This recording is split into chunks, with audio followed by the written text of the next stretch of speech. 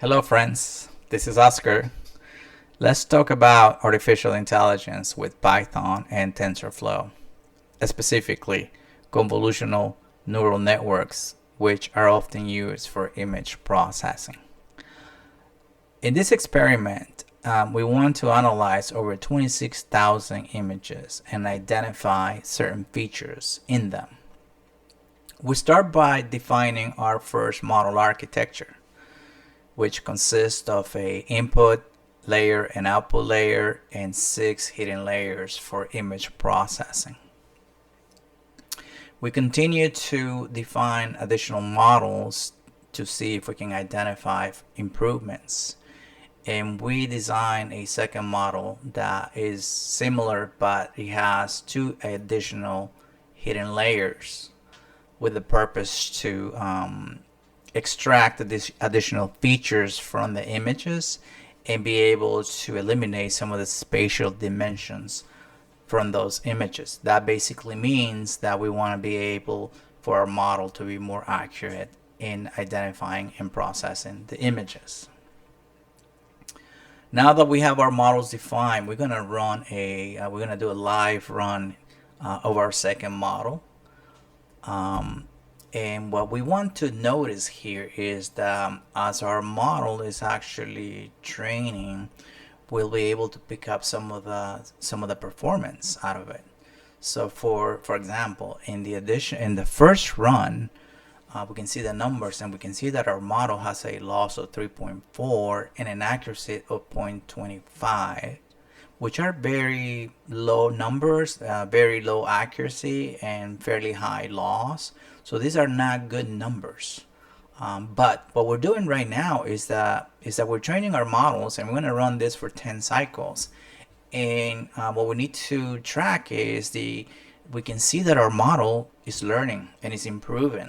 So we can see now it's actually about to finish the 5th cycle, and we can actually see that the accuracy has improved to 0.82 and the loss has dropped to 0.57, which is showing very good numbers.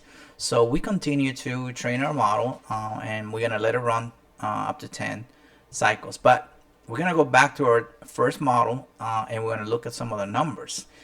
After we ran our first model, we noticed that our model loss was 3.49 and our accuracy was 0.05, which are very poor numbers, especially for a neural network model.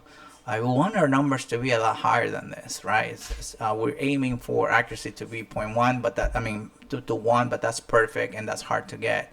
As our second model is about to finish its 10th cycle, we can actually see some of the results, and we can see that our model has improved to a loss of 0.14 and an accuracy of 0.96, which are very, very excellent numbers. In conclusion, what we can say is that after defining our first model and noticing poor numbers when it comes to loss and accuracy, we realized that by defining a simple architecture with few layers and filters, limited the ability for our models to identify some of the complex features in the images. Therefore, we needed to make additional changes to our architecture and see an improvement of accuracy of 0.96 and a loss of 1.4. What this tells us is that by making a more complex architecture, especially by adding additional layers, convolutional layers and max pooling layers, our model was able to identify more features and be more accurate. In addition, we actually ran some experiments when it comes to the learning rate, and noticed that by keeping our learning rate low, 0.001, our model continued to be very accurate in the 0.96 range. By increasing the learning rate to 0.01, we noticed that the performance of our model completely dropped to an accuracy of 0.005. So what that indicates to us that perhaps that learning rate is too high for the particular experiments that we're trying to run.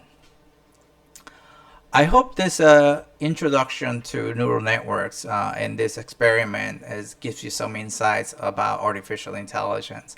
And I hope it makes a little bit of sense. But thank you for listening and watching. Have a good day. Bye.